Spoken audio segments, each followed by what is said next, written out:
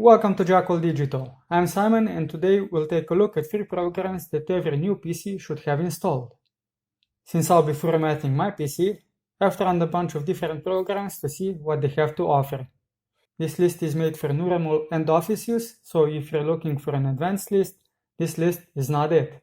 But if you would like to see a list that is made for a specific use case, leave a comment down below.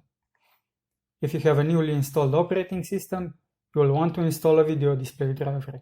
While this is not really an app that you would use often, it is essential as you will be always looking at your monitor.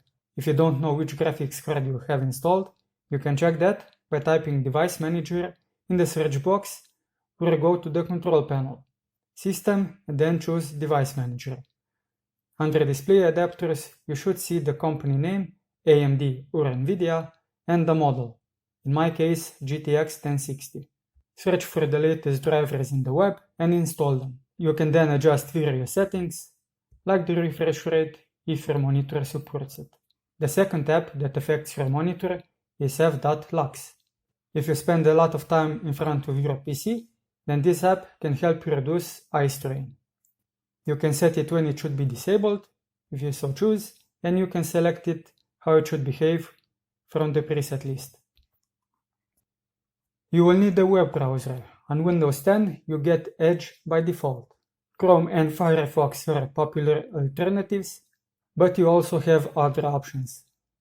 I can't say which one is the best, as all of them have their pros and cons, so ultimately it comes down to which one you like to use. I'm using Chrome at the moment, but I'll take a look at Vivaldi. Now, if you don't visit any strange websites, then Windows Defender is good enough antivirus program, and it comes installed by default on Windows 10. But if you need extra protection, you can take a look at the free versions of Malwarebytes, Avast, Bitdefender, and Kaspersky. Each one advertises that it's the best in what they do, but you'll have to try them out to see which one suits you. When it comes to video playback, you can use VLC or PotPlayer. Both play various video formats, and they can also be used to listen to music. But what you may not know is that they can also play YouTube videos, radio stations, and even stream Twitch. I'll leave a link to the PotPlayer Twitch extension in the description. It's super easy to set up, and now I can watch Bob paint clouds and make happy little mistakes. I listen to music on Fubar 2000 as it's highly customizable in what it can display, and it also has plugins. If it can play something out of the box, to my mind comes the .ape format, you can install that plugin. If you want to listen to online radio, you can do that too by going to File and selecting the local option, where you paste in the link. Then we have the Office apps. For PDFs, I use Foxit Reader, which can also scan documents as a PDF file. To manipulate with PDF files, I use PDFSam, which allows you to split, merge, rotate the PDF files, and you can do this by just dragging the files inside the app. An alternative to the popular Microsoft Office suite is LibreOffice and maybe less known, SoftMaker Office. Both of them are good, but your mileage may vary. In this old CV file that I have, it has a table and an image. As you can see, LibreOffice doesn't do as good of a job as SoftMaker Office does when it comes to formatting.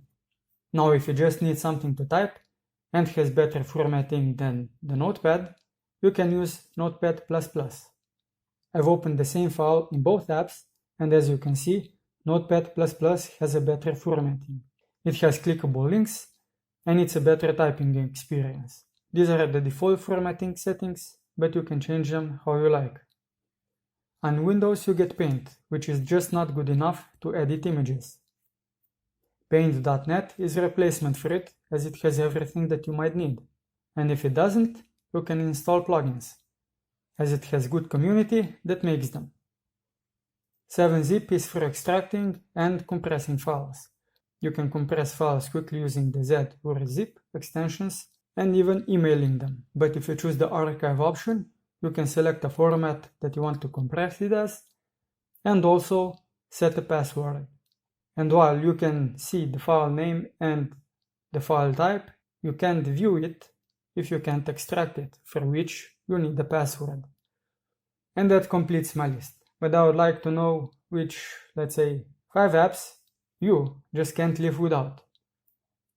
If you like the video, give it a thumbs up, subscribe to my channel, and hit that bell icon so don't miss my next video. If you made it till the end, thank you for watching. I'm Simon. Until next time, Jackalls, you have to keep it digital.